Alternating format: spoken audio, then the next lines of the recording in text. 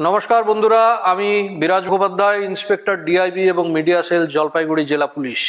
সাম্প্রতিককালে ঘটে চলা সাইবার অপরাধের একটি প্রক্রিয়া সম্বন্ধে আজকের আমার এই ছোট্ট নিবেদন।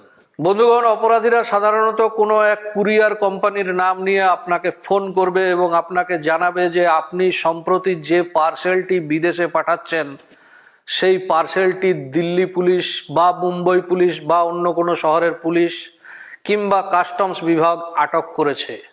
খুব স্বাভাবিকভাবেই আপনি এরকম কোনো পার্সেল পাঠাননি এবং আপনি অস্বীকার করবেন যে এই পার্সেল আপনার নয়।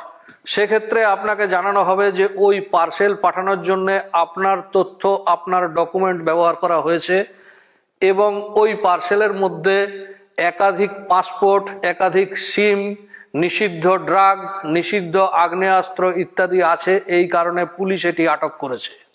খুব স্বাভাবিকভাবেই আপনি সরল প্রকৃতির মানুষ হলে আপনি ভয় পেয়ে যাবেন এবং এর থেকে নিস্তার পেতে চাইবেন।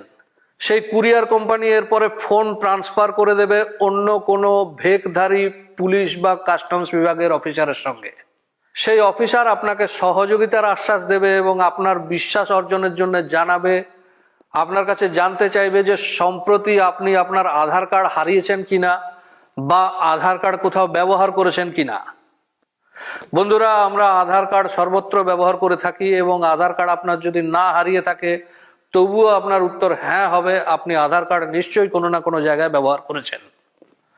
আপনার উত্তর যদি নাও হয়, তাও কিছু এসে যায় না, সেক্ষেত্রে আপনাকে জানানো হবে যে আপনার আধার কার্ডের তথ্য লিক হয়েছে বা হ্যাক হয়েছে।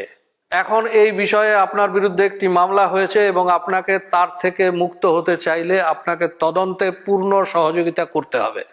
তদন্তে পূর্ণ সহযোগিতার আশ্বাস পেয়ে আপনাকে আপনার আর্থিক স্থিতি সম্পর্কে সম্যক জিজ্ঞাসাবাদ করবে।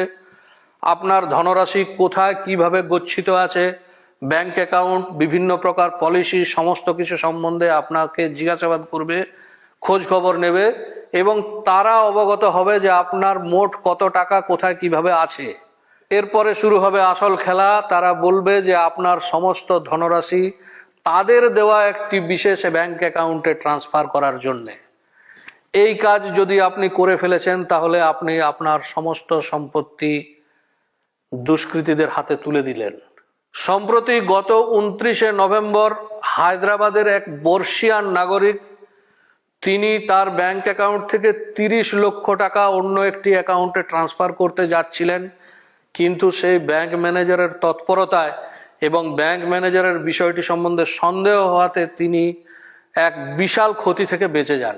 সুতরাং বন্ধুরা, যে কাজ আপনি করেননি সেই কাজের জন্য আপনি ভয় পাবেন না, এরকম ফোন কলে সাড়া দেবেন না। যে কোনো প্রয়োজনে জলপাইগুড়ি জেলা পুলিশের সঙ্গে যোগাযোগ করুন। জলপাইগুড়ি জেলা পুলিশ সর্বদাই আপনার সাহায্যের জন্য প্রস্তুত। সবাইকে অবগত করার জন্য এই ভিডিওটি যথাসম্ভব শেয়ার করুন। নিজে আপডেট থাকার জন্য জলপাইগুড়ি জেলা পুলিশের ফেসবুক, ইনস্টাগ্রাম এবং এক্স হ্যান্ডেল ফলো করুন। সবাই ভালো থাকুন, সুস্থ থাকুন, সতর্ক থাকুন। ধন্যবাদ, নমস্কার।